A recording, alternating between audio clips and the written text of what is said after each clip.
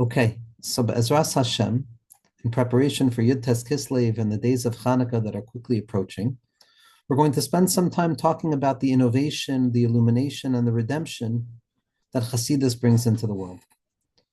Because when the Baal Shem Tov arose, the world was not an illuminated place. The world was stuck in a deep darkness. The world was stuck in a post-traumatic darkness. And not only had that post-trauma destroyed the external shape of Klal Yisrael, but also the inner state of Klal Yisrael was struggling. Those who were able to learn Torah seriously, those who were able to intellectualize and remain steadfast in their service of God and their wisdom, they were able to. But everybody else, simpletons, people who struggled, people who were bothered, people who didn't have access, there was really no gate through which to enter into the service of HaKadosh Baruch Hu.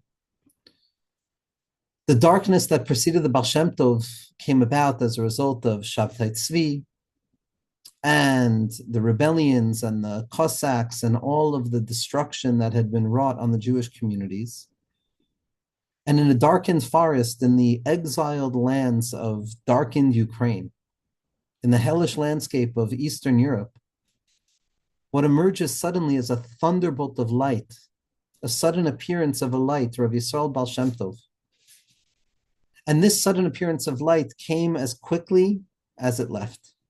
The Baal Shem Tov appeared suddenly, the first revelation of an ancient traditions of healers and tzaddikim who remained hidden, always ensuring that Klal Yisrael would be able to grow. The Baal Shem Tov decided that it was time to reveal the light of the tzaddikim, to reveal that there are guardians of Klal Yisrael, that there are righteous individuals who hold light and hold secrets that enable the Jewish people to feel good about themselves. And it took so much for the Baal Shem Tov to push and push and push and reveal himself. And from within that hiding place emerges a profoundly healing light, a light that had not appeared before. Every tzaddik is a light that had not appeared before, but the Baal Shem Tov was unique to the degree that he opened up a new path in the service of God. The world is not the same prior to the Baal Shem Tov and after the Baal Shem Tov. Prior to the Baal Shem Tov, a person had to grow and accomplish and to do and to feel great about everything that they were doing in order to conceive of themselves as Avdei Hashem, as those who serve Hashem. There needed to be wisdom and there needed to be piety and there needed to be closeness and there needed to be real evidence-based facts of what makes me spiritually connected, the Torah that I learn, the mitzvos that I do, et cetera, my standing, my political standing, my familial orientation. And any time that something wasn't going right, and any time that things were not illuminated in the way that they needed to be illuminated, so then the issue was seen within the individual themselves. Because if there's something broken, then I'm the part that's broken, and I'm the reason that it's not fixed. And so in an attempt to fix, so there was punishment, and there was negativity, and there was judgment, and there was shame, and there was fasting, and there was the minimization of the body, and there was a resistance against this worldly experience, and all of the darkened exilic tendencies that Klal Yisrael knows so deeply. Prior to the emergence of the Baal Shem Tov, the way to serve God was to beat the body into submission, to train the body like an animal, to say that, no, you don't get to enjoy. You've ruined things, only the soul gets to enjoy.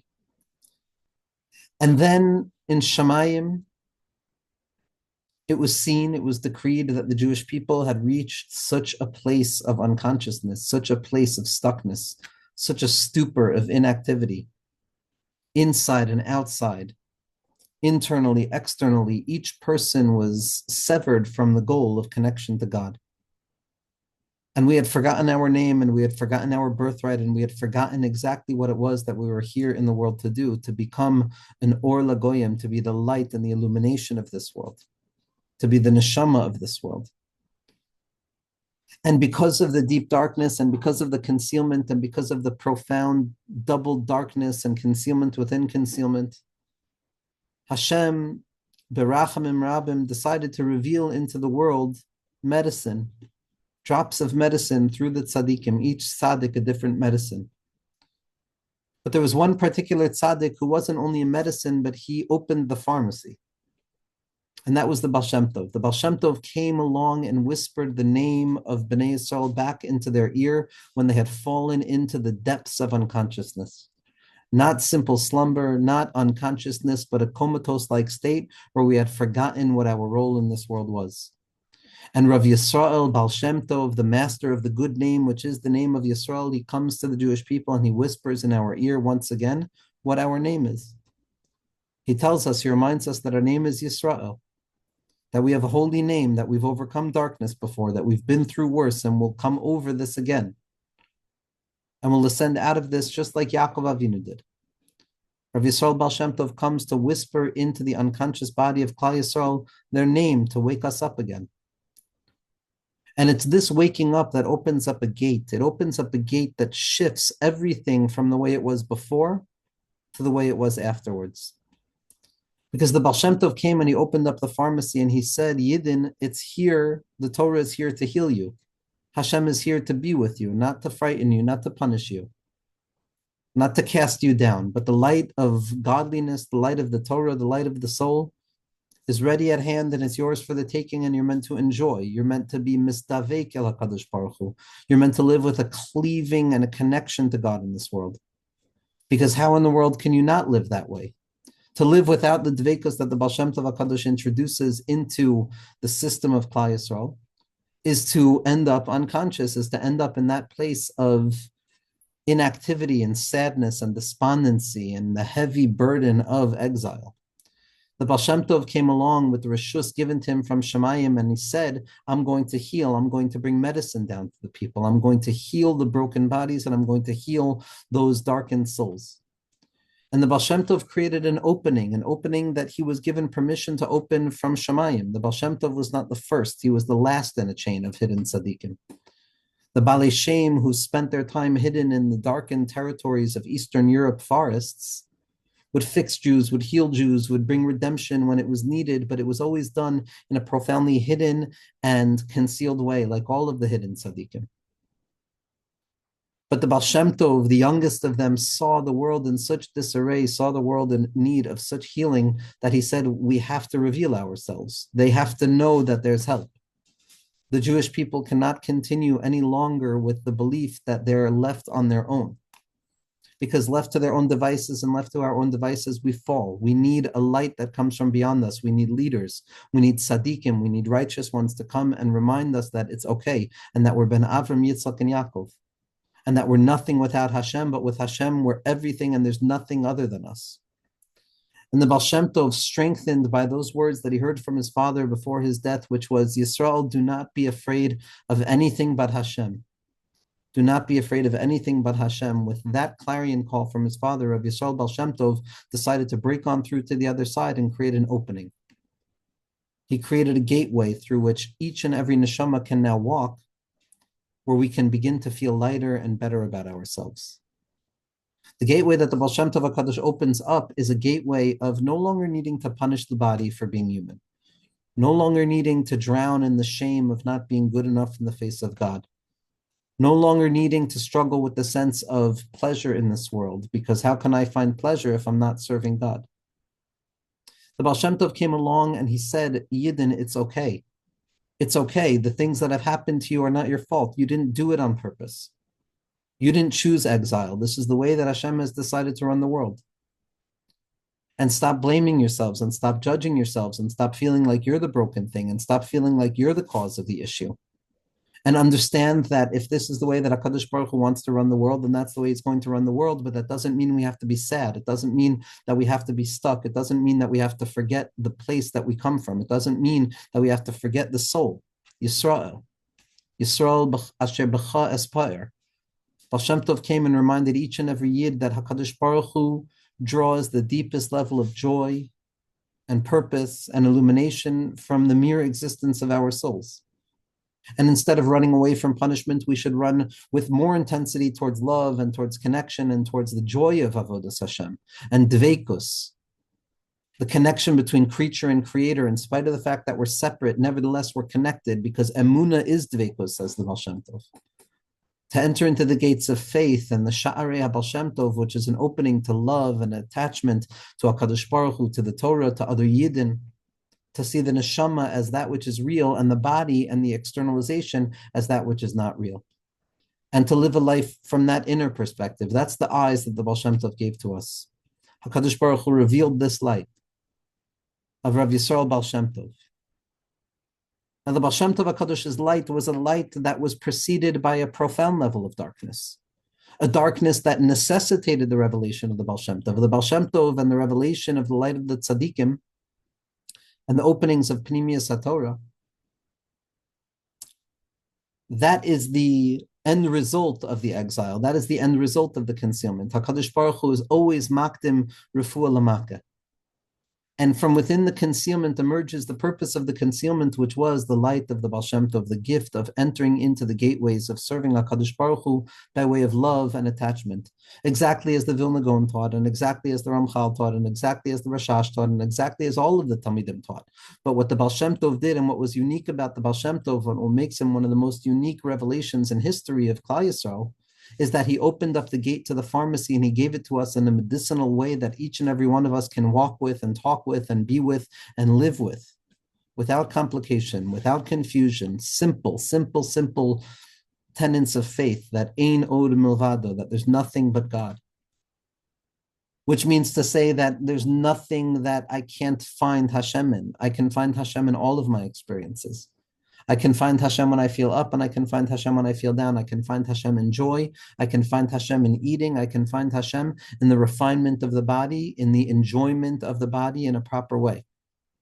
Instead of fighting this worldliness, instead of feeling like we made a mistake by being human, the Baal Shem Tov HaKadosh teaches us that the most wonderful thing that a Yid can do is to be alive, is to be human, is to serve HaKadosh Baruch Hu in this world, is to do a mitzvah in this world, is to help another Yid in this world. The Baal Shem Tov opened up the pharmacy and he taught us that from within the darkness, from within the concealment, from within the unconsciousness, there is going to come a profound revelation, a profound illumination. Now, he wasn't the first to teach us this. Moshe Rabbeinu illuminated the same thing.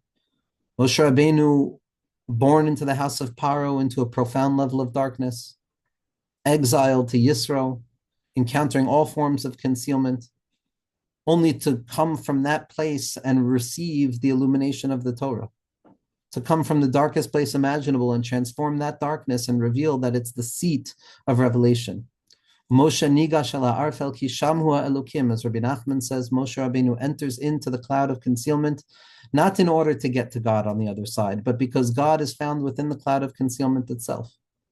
And so too with Rabbi Shimon Bar Yochai, who had to enter into the cave, in the concealment of the cave, in the darkness of the cave, in order to uncover that potent light of the Zohar HaKadosh, that secretion of light. And then the Arizal comes along and he also is exiled into Mitzrayim, where he sits on the banks of the Nile River, studying day in and day out the words of Rabbi Shimon Bar Yochai, until he merits the visions that he beheld, which was the system of the Arizal. And then he returns back to Sfas. And so too with the Baal Shem Tov and all of the tzaddikim, they come about from concealment, from constriction, darkness, and exile. And it's from there that the light is going to shine forth most potently. Because what they work with is the fundamental necessity of the healing component of Torah. And the Baal Shem Tov said, I need to offer the healing. They need to be healed. That's my job. I need to heal Klal Yisrael. I need to give them light. I need to give them breath. I need to teach them faith.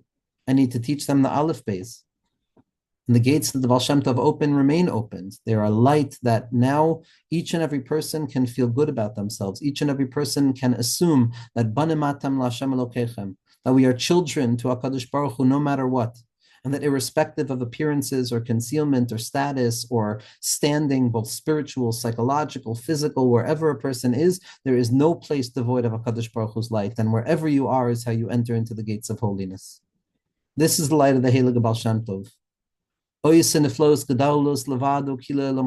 revelation, the greatest nifla in the world, the greatest Pella Elyon that the Baal Shem Tov reveals is that the world is good, HaKadosh Baruch Hu is good, people are good, the Torah is good, tzaddikim are good, we're good, mitzvahs are good, breath is good, eating is good, drinking properly is good, being a human being is good, tov ma'od, to reveal the hidden light. This hidden light that the Baal Shem Tov secretes into reality, the same hidden light that Moshe brought down and Rabbi Shimon Bar Yochai brought down and that the Arizal brought down and that all of the tzaddikim brought down, the Baal Shem Tov opened up a pharmacy of this light. And this light is no other light than the Or HaGanuz, that light that was hidden away at the beginning of creation. Creation is concealment, creation is darkness. History is a long, difficult process of ups and downs and ins and outs and openings and closings and falls and standing up. That hanhagas hamishpat, that process of governance of good and bad and light and darkness, it's a long, strange trip. And that innermost light, the Or Haganuz, was hidden away because it was too potent. If the hidden light was revealed, so there would be no confusion as to what was what, then we wouldn't be able to take the process of history. We would know what was most true. We would know HaKadosh Baruch Hu. And therefore, HaKadosh Baruch Hu hid the Or, and he concealed it within creation. He didn't remove the Or, he concealed it. It's saturated within every fabric and aspect of existence, but it's hidden in a concealed way, unexpressed. In times of Nisim, in times of openings, it is revealed. Moshe Rabbeinu brings it down. Rabbi Shimon Bar Yochai brings it down. The Arizal brings it down. Each and every Yid brings it down. The Baal Shem Tov HaKadosh renewed the illumination of the Or HaGanuz, and he drew down a light of La'asilavo, which is the Torah of Mashiach, the Torah that tells us what is truly true, which is that we're good and everything is good and the Torah is beautiful, and Hashem wants us to feel good in this world. L'hisaneg al Hashem, to find connection and dveikus, and to live in a world with a keen awareness of divine presence. Shavisi Hashem lenegdi tamid, up and down, shivayon hagamor. This Or Haganuz, the Baal Shem Tov reveals it. He opens up a new pathway. And it's there. It's now available for everybody to come and take. But like any founder of a program, like any founder of a system, it's a brief illumination and then it recedes back into the horizon. Like the all-explosive light of Leil Pesach, where we receive consciousness of freedom, but the next day, we have to now begin the real count of Sfiras HaOmer to try and figure out how we're going to live with this. So too in the process of the revelation of the Baal Shem Tov HaKadosh, because it was such a burst of illumination, a light of Chachma, question is, how does this continue to be drawn down? How does it begin to leave a mark on existence in a formidable way? And here comes in the holy Maggid of Mezrich, the holy Rav Dov Ber, the Heilige Maggid, Schusei Ogan Aleinu. The Heilige Maggid, connected so fundamentally deeply to the day of Yud Tes Kislev, he comes along and he says, I'm going to be that student. I am going to be that student of the Baal Shem Tov that serves as a levush, a garment of that sudden burst of light, in order to allow it and to enable it to take shape in a formidable system. Now, he was not the only Talmud of the Baal Shem Tov HaKadosh, of Adanat, but in certain ways, he was the most important Talmud because he created a system out of the light of the Baal Shem Tov. He was the vessel, the casings, the containment of the light of the Baal Shem Tov. And the Maggid HaKadosh had a chabura, had a group of students who, the tzaddikim say, I heard from Rav Matal Shlita himself, that by the Talmidim of the Maggid, the Talmidim of the Baal Shem Tov, there was a pause to the concept of Yeridas Hadoros. Just like by the Gra, just like by the different tzaddikim, each one reveals a particular light from an ancient place that has no right in this moment. These tzaddikim were drawing down a light from a place far beyond the historicity of their moment, which means to say that they drew a redemptive, cathartic light of illumination from an ancient place that somehow, some way slipped into our consciousness. The Maggid HaKadosh opens up his court, and all of the Talmidim, Faratz Yoma Vakedmat Safona Vanegva, the Maggid developing from this vision of dveikus, of feeling fundamentally bound up with HaKadosh Baruch Hu when I'm learning Torah, when I'm davening, when I'm eating, when I'm being a person, to learn Torah for the sake of dveikus, to see HaKadosh Baruch Hu in every Rashi and Tosfos, and every Rishon and Acharon, and every Pasuk, and every Rashi, and everything is saying nothing other than Einon Movado, and Leis Asar Panimine, and Kula Kaima Kiloi Chashiva, and Memala Kalam, and Vesoiviv Kalam, and all of these radical revelations of divine unity, of the panentheistic revelation that everything is contained within the all-inclusive infinite light of HaKadosh Baruch Hu. Hine makom iti, HaKadosh Baruch Hu is the makom shel olam, ve'ena olam makomo. Just like the Nefesh HaChaim describes in Shar Gimel, this is what the Baal Shem Tov came along to teach us, that simsam eina kipshuto, that HaKadosh Baruch Hu is everywhere. The Maggid takes that dveikus and he begins to apply it in different ways. One tzaddik who was his Talmud reveals it this way, another in this way, another in this way. The tzaddikim that came from the court of the Maggid, there's no amount of time necessary to be able to speak about a little bit of the illumination that comes from the Maggid HaKadosh. But for our purposes in Yud Tes Kislev, we're going to focus on the main disciple of the Maggid, which was Rav Shneur Zalman of Liadi. Rav Shneur Zalman of Liadi was the youngest of the Talmidim. But nevertheless, he was the Talmud who understood the need to go even deeper, to take this system of the Baal Shem Tov even deeper, to bring it back to the Arizal, to bring it back into textuality, to bring it back into the severity of the mind, to bring it back to the receipts, to prove that these ideas are real. The light of the Baal Shem Tov was such a lofty light that it didn't need the Makor to ground it. The light of the Maggid as well was capable of developing and forming tzaddikim in such a way that it was a factory of tzaddikim. The proof was in exactly the product that was coming out.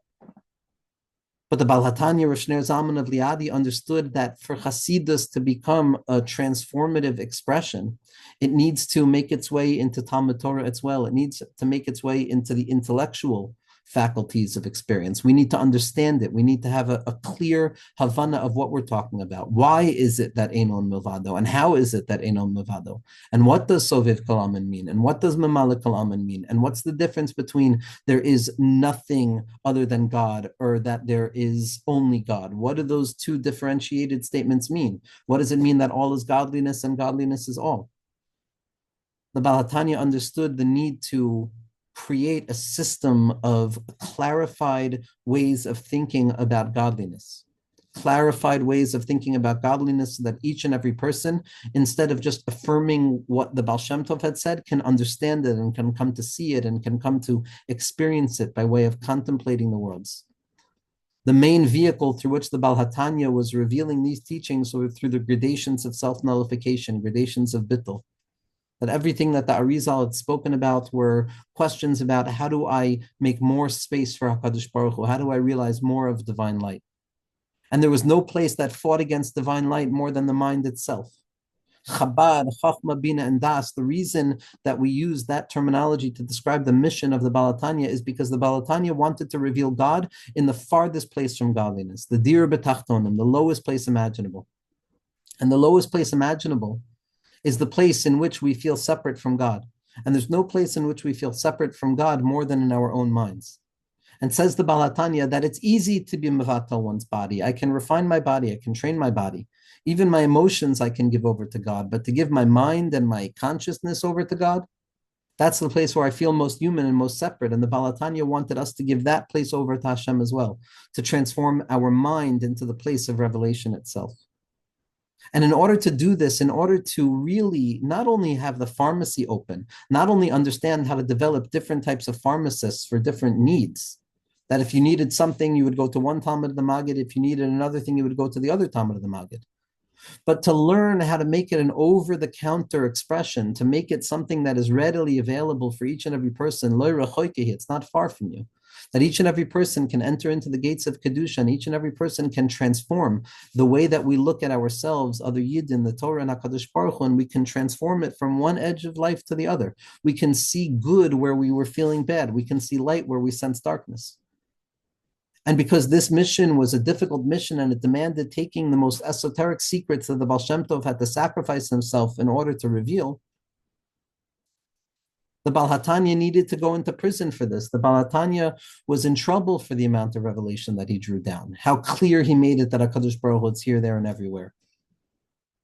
How truly present Hashem was no matter where a person found themselves. And the imprisonment in Russia that the Baal HaTanya went through was clearly and basically understood as the transitionary stage necessary for the refinement and the revelation of Hasidus in such a way that it can become something that each and every person can live with. That we're all going to walk around talking about how Hashem fills all worlds and surrounds all worlds, and how in truth there's nothing other than God. And how I have to nullify my selfhood, and how in truth the nullification of selfhood is meant to bring me back to a place of absolute negation, where I realize that all that exists is God. And then to go from there back up to the innermost places of faith and pleasure and connectivity with HaKadosh Baruch Hu. There was a ma'ara, there was a cave-like experience. There's also always a process of concealment prior to revelation. And so when the Balatanya comes out on Yud Tes Kislev, Pada b'shalom nafshi, my nefesh is redeemed. The nefesh, like we've said, is that lowest part of the self. The truest redemption of Torah Hasidus, of Pnimius HaTorah, is that we can now look at ourselves and all of the parts and all of the constriction and concealment and the parts that we feel are not appropriate in the eyes of Hashem, and the katnus that I experience and the feeling that I'm not good enough and this, that, and the other thing. It comes along and he says, you're okay, you can serve HaKadosh Baruch Hu, you can do tshuva always, you can live your entire life in tshuva. You can always return and you can uncover the ahava mesuteres, that never-ending innermost desire for godliness that burns at the heart of each and every yid.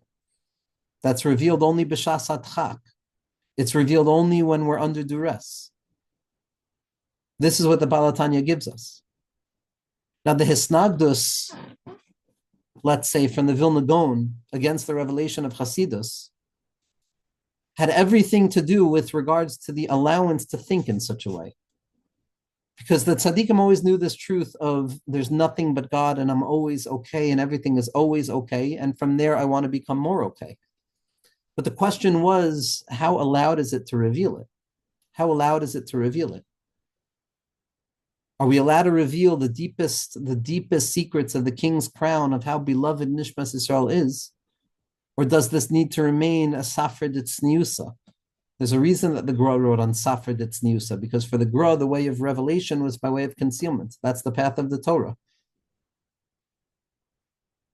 And the Hisnagdus was ultimately about how much can a person really live with this principle of Einon Milvado. And the Ravitch Meyer Shlita explains that it's really not a machlokas with regards to the truth of Einon Milvado. God forbid. The Baal Shem Tov, the Gra, there's no argument in terms of what Simsum is. Simsum ena kepshuto, kuli amalo pligi, Hashem is here, Hashem is there, Hashem is truly everywhere. The machlokas, the conversation, is ultimately about how often are we able to live with this consciousness? How are we able to utilize this in a medicinal way? Because the Baal Shem Tov came and opened the pharmacy. The Maggid came and sent pharmacists out with their specialties. The Balatanya came and created an over-the-counter medication. And the Hisnagdus was, whoa.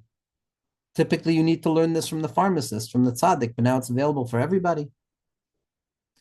And the ultimate question can be understood based on a machlokas about the quality of prayer. Whether davening has a da'oraisa quality, if it's considered as a biblical import, or whether it is only a rabbinic desire, a rabbinic mitzvah. So the Ramban, Nachmanides, holds that davening is always derabanan. It doesn't have biblical import, except in times of utter duress and stress in an eis tzara. That's when davening and tefillah becomes a biblical command. The Rambam, Maimonides, on the other hand, holds that prayer is always a biblical command. So inherent within this machlokas is the nature of understanding what prayer is and when prayer is in its deepest state of actualization. The Ramban says that when it's a time of tzara, that's where prayer becomes actualized. And the Rambam seems to be saying that prayer is always actualized. Rav Soloveitchik, Schus Yogan Aleinu, writes that in truth, they're not arguing. The Rambam, Maimonides, also agrees that prayer is only biblical when it's a time of distress. But for the Rambam, when the light of God is concealed from a person, that's distress itself, and therefore it's always a zman tzara, and therefore tefillah is always the oraisa. With this machlokas, Rav Itchemeyer Morgenstern Shlita also understands the machlokas between the Gra and the Balatanya with regards to how much one can contemplate Yichud Ilah, how much one can contemplate Einon Milvado. Because the Gra agrees that you can contemplate Einon Milvado in times of tzara, in times of stress, in times of difficulty. And the Baal Shem Tov feels that any moment that a Yid is in this world, it's a time of difficulty, and therefore we have to fundamentally think about God at each and every moment in our lives. For the Baal Shem Tov, the revelation of Hasidus is the urgency with which we need this medicine, and that's what transforms it into being something that is over the counter. We can no longer wait for the pharmacist. We can no longer wait for the tzaddikim. We have to drink the Or Haganus. We have to drink that light of Torah Hasidus, of Pnimius HaTorah, that allows a person to feel good about themselves, that enables us to take a step forward with confidence rather than to take a step backwards in fear. to take a step forward and to relate to HaKadosh Baruch Hu by way of a deep awareness of what I carry within myself, which is Nishmas Yisrael, and to come armed with the fact that I am a child of Avram, Yitzchak, and Yaakov, and I need no yichus greater than that to show up with that strength. Tzadikim loichim bezroa, to take it with strength and to face HaKadosh Baruch Hu. We need that. That's the medicine. The Baal Tanya writes that really it was only at the end of his Rebbe, the Maggid's life, that he came to understand the true secret. And what was the true secret that the Maggid came to understand at the end of his life? The true secret was the secret of Yichud Tata, of finding Hashem down here, finding HaKadosh Baruch Hu in this world itself, in our experiences, in the darkness, in the struggle, in the ups and the downs, in the concealment and the revelation of being a human being.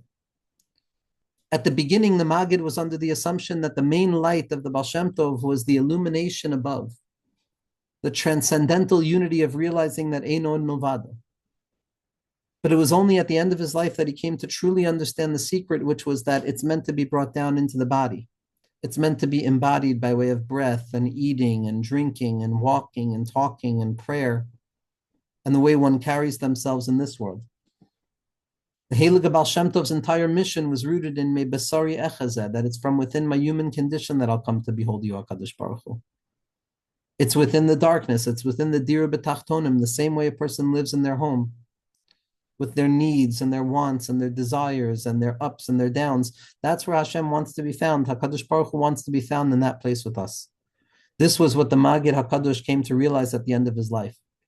This is what the Baal Tanya went to jail for, in order to reveal this secret that HaKadosh Baruch Hu is found with us already. He's with us wherever we are. Lo rechoikehi. He's with us in our experiences, in the ups and the downs and the ins and the outs and the climbing and the falling and the opening and the closing and the connection and the disconnection and the trying and the failing and the trying and the failing. He's with us in all of it. Einon Milvada. The job is not only to run upwards to Soviv Kol Almin, the infinite unity of HaKadosh Baruch Hu's light, but to draw Soviv Kol Almin down into Mamala Kol Almin, to allow that infinite light of HaKadosh Baruch Hu's presence to express itself within the garments of human experience, to become a Merkava for HaKadosh Baruch Hu, to live with Shavi Si Hashem Lenegdi Tamid, where HaKadosh Baruch Hu is in front of me at all times, to make a dir b'tachtonim, to celebrate life, to find HaKadosh Baruch Hu in each and every part of experience. The tshuva and the winning and the return and the more tshuva and the endlessness of tshuva and the never-ending process of trying to become better and better and better, because God is infinitely greater and greater and greater and greater each time I think about him. This is the light of Yud Tes Kislev, the light that comes out of the darkness in a time of darkness during winter, during the exilic month of slumber, where the mind falls into disarray because the sun is going down a little bit earlier. And in the nighttime, that's where fearful and frightful things come about, where we no longer see the contours of something, and all we see is the shadows and the perceived shapes. But it's here where the echo of the Baal Shem Tov HaKadosh's father screams out most, which is, do not be afraid of anything but Hashem. And from within that darkness is revealed a profound light. And this is the preparatory stage for the revelation of Chanukah, which is lighting the light specifically Lamata Me'asar Tvachim, in the place of the world, in the place of the street, in the place of concealment, in the place of confusion, specifically there, to allow the light to grow and to shine, Ad Shetei Shal Heves Oleh Me'aleha, till the innermost light is revealed. And Nishmas Yisrael is able to sing and reveal the fact that the Gans Welt is holy, that the entire world is holy. The entire world is on fire with holiness. Each person is on fire with holiness. Each book is on fire with holiness. Every letter is on fire with holiness. Every letter is a portal into infinitude. Every moment is a portal into infinite connection with attaching myself to the innermost point of existence, which is Laman das kol ha'aretz ki Hashem hu ha'elokim, that this world and all of its concealment is in fact a reflection of divine unity that can never be understood in any other way other than by the Raza de Mehemnusa, the secret of faith. The celebration of Kislev is the possibility of dreaming good dreams. David HaMelech never had a good dream until now. Our generation, the Baal Shem Tov HaKadosh, is the good dream of Klal Yisrael. It's the good dream of Klal Yisrael. It's the awakening to the dream. It's awakening to the fact that HaKadosh Baruch Hu is here right now with me. And in the schus of all of the tzaddikim, we should merit to receive the healing lights of Yud Tes Kislev, the healing lights of Chanukah, these parshios of Yaakov and Esav and the clarification of imagination. All of it is so fundamentally connected to the Torah of Chasidus. which enables us to enter properly into the garden of the Arizal without falling prey to the Hagshama or the mistakes or the notions of perfection or the misplaced conceptions of perfection. Baal Shem Tov, Gra, Ramchal, Rashash, all of the tzaddikim amitim, the tzaddikim in our generation, they give us light. They give us the ability to drink from the Nachal Neveh Makor Chachma, from that stream that flows forth from Gan Eden, that allows our mind to taste that infinite light, that Or Haganus, that shemen that is secreted within the mind of Yaakov Avinu when he wakes up and he realizes that, wow, Hashem is here also. Hashem is here with me also. Suddenly there's a shemen, there's a good name, Tov Shem Shemen, that there's the Baal Shem Tov, there's the light of Yisrael, and I can feel good about myself and the world, and I can say yes, and I can say Baruch She'amar, I can affirm existence, and I can do better and better and better and more good. And we should be zoichet to the truest Giloi of the Baal Shem Tov, which is the Giloi of Mashiach Tzidkenu, Emasai Ka'asimar, Kesheyafutsamai Notzecha Achusa, Ukeshemiyachtem Yechudim Kamoischa, when my wellspring spread forth to the outside, to the darkness, to the body, to the world itself, spreading the light of Pnimius HaTorah, and to do Yechudim like the Baal Shem Tov, to see Elokus and Olamos and Neshamos everywhere, and to be misboided with the light of Rabbi Nachman, and to connect to the lights of Chanukah, Be'ezras Hashem.